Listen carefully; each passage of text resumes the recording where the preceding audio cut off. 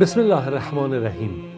خب در این جلسه رسیدیم به قسمت دوم از داستان ام هشام بنت حارثه رضی الله عنه، این بانوی بزرگوار و این صحابی بزرگوار که گفتیم که دختری کی هست؟ حارثه ابن نعمان هست، شخصیتی که جزو رجال و قهرمانان صدر اسلام هست و به همین صورت مادر ایشون و خواهران و برادران ایشون هم جزو کسانی که اسلام آوردن و جزو برگزیدگان هستند و از همه مهمتر اینها در همسایگی پیامبر خدا صلی الله علیه و سلم بودن و حارثه پدرش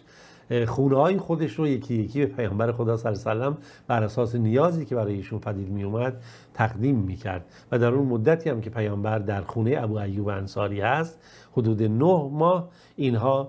نزدیک یک ماه همسایه نزدیک و همراه پیامبر هستند و خب طبیعیه که کاملا ام هشام از این تربیت و از این فرهنگ دینی و از این نور الهی و نور نبوت میتونست مستقیما بهره مند بشه. اینجاست که ما خوشحالی و شادمانی و سرود رو در چهره ام هشام میبینیم، مخصوصا که بالاخره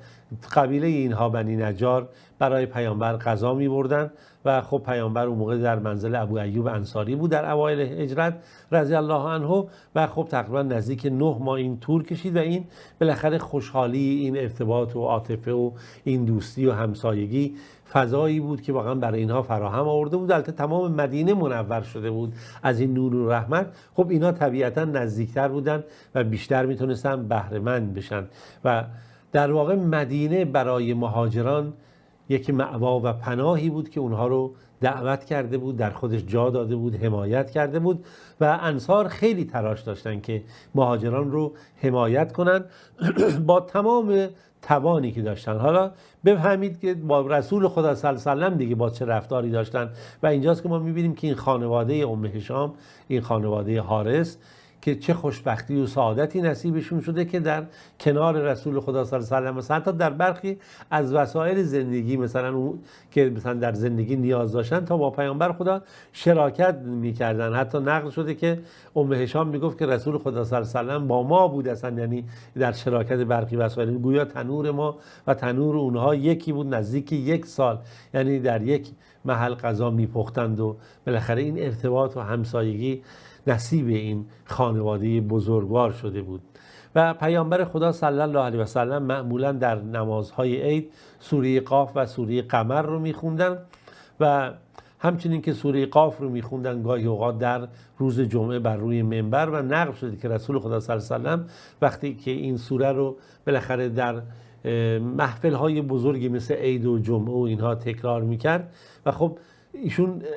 طبیعتاً ام هشام جزو کسانیه که به راحتی میتونست این رو بشنوه، دریافت بکنه و خب در این سوره ها بحث خلقت هست، بحث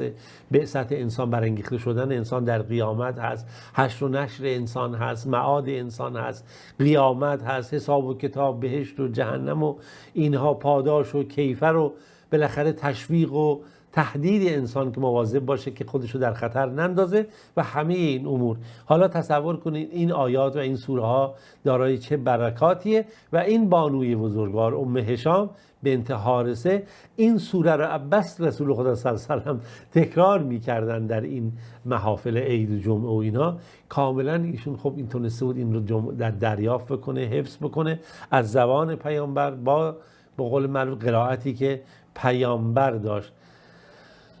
در هر صورت گفتیم که اینها حتی اون محل که آشپزیشون با هم تقریبا مشترک بود و ایشون میگه و ما اخذت قاف و القرآن مجید الا من لسان رسول الله، که من مستقیما سوره قاف و القرآن مجید رو از زبان رسول خدا صلی الله علیه و سلم دریافت کردم، فهمیدم و حفظ و ضبط کردم. چرا؟ میگه پیامبر هر جمعه این رو در خطبهش برای مردم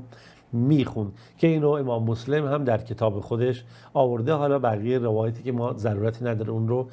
بهش اشاره بکنیم. ام هشام جدا از این سوره بالاخره سوره های دیگری رو هم حفظ کرده بود و خداوند این توفیق بهش داده بود که احادیث پیامبر صلی الله علیه و سلم رو ثبت بکنه، حفظ بکنه و این رحمتی بود که شامل این بانوی بزرگوار شده. خواهر ایشون عمره نقل میکنه، همچنین محمد ابن عبدالرحمن ابن اسعد ابن زراره و همچنین یحیی ابن عبدالله و حبیب ابن عبدالرحمن ابن اصاف روایاتی رو که ام هشام نقل میکنه، ایشون از اونها، یعنی این افراد نقل میکنن این روایات رو از ام هشام که از پیامبر خدا صلی الله علیه و شنیده بوده و نقل میکنه. یعنی در هر صورت هم در حفظ قرآن، هم در حفظ روایت پیامبر و مازاد بر این که فضیلت جهاد هم شامل ایشون شده. حالا شما مثلا ممکنه بگید چگونه فضیلت جهاد شامل ایشون میشه؟ چرا که کسی که در همراهی پیامبر خدا صلی الله علیه و هست، کنار سایر صحابه ها هست و طبیعتا همه این خیر و برکات شامل حالش میشه. حالا ببینیم داستان چه جوریه. در ماه ذوالقعده سال 6 هجرت هست، سال 6 هجرت پیامبر خدا صلی الله علیه و که پیامبر به مسلمانان میگه که آماده بشید برای اینکه میخوایم بریم عمره. خب جمع زیادی از مهاجرین و انصار جمع میشن که 1400 نفر جمعیت اینها میرسه بر اساس اون روایاتی که جابر ابن عبدالله روایتی که نقل میکنه. خب این بانوی بزرگوار، این بانوی مجاهد هم با پیامبر خدا صلی الله علیه و با جمعی از زنان آماده میشه برای عمره که در مصاحبت پیامبر، در همراهی پیامبر به حج عمره برن. ولی وقتی زمانی که قریش متوجه شد ولی پیامبر داره میاد عمره و با این جمعیت زیاد، بالاخره اینها اومدن مانع شدن و گفتن که شما حق ورود به مکه رو ندارید و اجازه ندادن اینها وارد مکه بشن برای ادای عمره. پیامبر خدا صلی الله علیه و آله عثمان بن عفان رضی الله عنه رو چیکار کرد؟ فرستاد تا بره با قریش صحبت کنه، بگه که ما هدف دیگه نداریم، فقط می‌خوایم عمره به جا بیاریم و برگردیم. قریش اومد حضرت عثمان رو به اسارت گرفت، یعنی به عبارتی زندانش کرد یا نگه داشت و اجازه نداد ایشون برگرده. زمانی که خبر پیامبر رسید که بیا که قریش عثمان رو کشته. خب دقت کنید، حالا در این یکی از موارد اینه که پیامبر غیب نمیدونه. اگه غیب میدونست که میدونه حضرت عثمان کشته نشده، مثلا دستگیر شده. خبر اینجوری رسید که عثمان رو کشتن.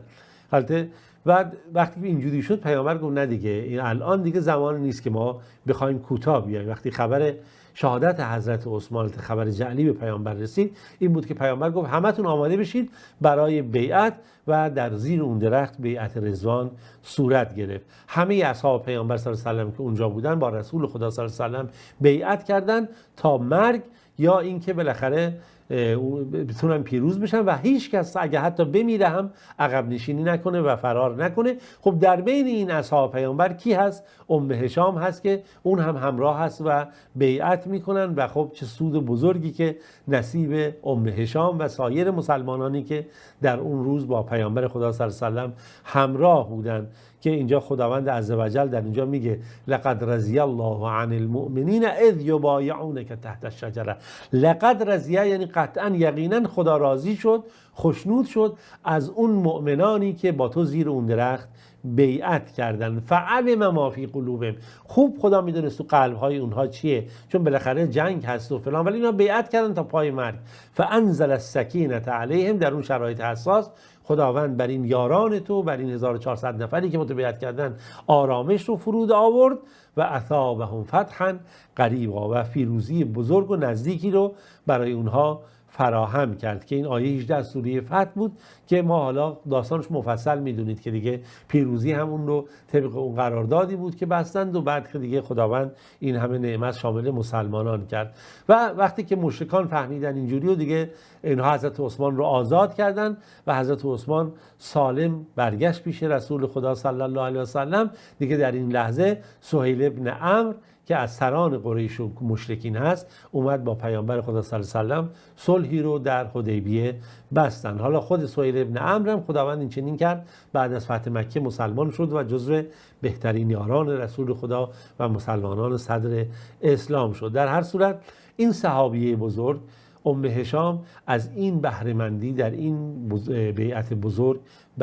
سود برد و هم از منزلت جهاد، هم از منزلت رضایت الهی و هم اینکه بهترین فتح مسلمانان در اینجا نصیب ایشون شد و نصیب همه مسلمانان، در واقع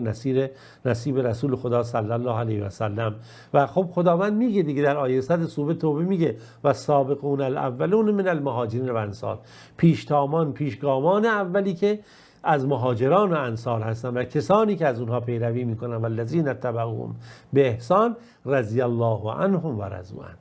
اونها از خدا راضی شدن، خدا هم از اونها راضی شد دقت کنید رضی الله عنهم، خدا از اونها راضی شده با صیغه ماضیه، اونها هم راضی شدن، خوشنود شدن از این رحمت‌های الهی که شامل حالشون شده. اعد لهم جنات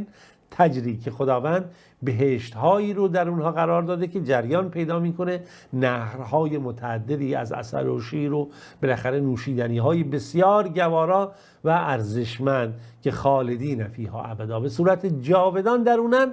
ذالک فوز عظیم. خب طبیعیه که ام هشام از این فضل و برکت الهی بهره مند شد، از جمازات بر اینکه بالاخره صحابه رسول خدا صلی الله علیه و آله جز صحابیات است و این همه منزلتی که نصیب ایشون میشه که اصلا هر کدوم در جای خودش ارزشمند، همسایه پیامبر خدا در بالاخره مدینه هست و این بشارت‌های دیگری که هر کدوم در جای خودش نصیب اینشون شده. پیامبر میگه دیگه کسی وارد جهنم نمیشه از کسانی که در زیر این درخت بیعت کردن. حالا روایتی هم نقل شده که این روایت رو امام بخاری آورده، خیلی جالب خوبه. بدونید که پیامبر خدا نقل میکنه که لا یدخل من بایع تحت الشجره، یدخل من بایع تحت الشجره الکلهم جنه، همه کسایی که زیر این درخت بیعت کردن وارد بهشت میشن الا صاحب الجمل الاحمر، من کسی که صاحب اون شتر قرمز بود، که گفته شده اون شخصی که صاحب شتر قرمز بود فرد منافقی بوده که بالاخره دنبال شتر خودش اومده بود و یا هر چیز دیگری بوده و این کاملا در اینجا اثبات وجود داره و بشارتی که خداوند نصیب مؤمنان میکنه. و حتی در جای دیگه خود پیامبر خدا صلی الله علیه و آله اونجا میگه که در روز حدیبیه میگه انتم خیر اهل الارض،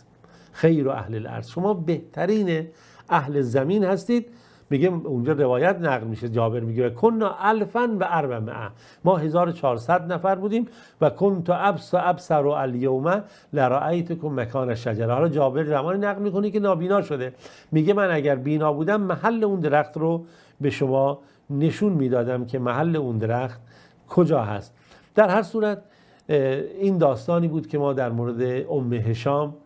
بنت حارثه داشتیم. امیدواریم که من و شما تونسته باشیم از اینها بهره مند بشیم. خداوند محبت این بزرگواران رو در قلب ما قرار بده، هرچند که ما در الفاظ اینها رو نقل میکنیم، در الفاظ اینها رو مینویسیم، بیان میکنیم، روش گفتگو خواهیم داشت، اما اون حقیقت و روح ایمانی که اونها حس کردن، لمس کردن و برگزیدگان و بهترین اهل زمین شدن واقعا برای ما دشوار هست و سخت هست. یعنی به راحتی نمیتونیم درک بکنیم، اما حداقل میتونیم بگیم، حداقل آرزو بکنیم که خداوند محبت رسول خودش صلی الله علیه و سلم رو و لیاقت دفاع از دین رسول خدا صلی الله علیه و سلم رو، لیاقت دفاع از ایشون رو و محبت یاران ایشون رو و محبت اونها رو و دفاع از اونها رو روزی ما بکنه. تا فرصت دیگه و جلسه دیگه و داستان دیگه همه شما عزیزان رو به خدای بزرگ و مهربان می‌سپارم. خداوند یار و نگهدارتون.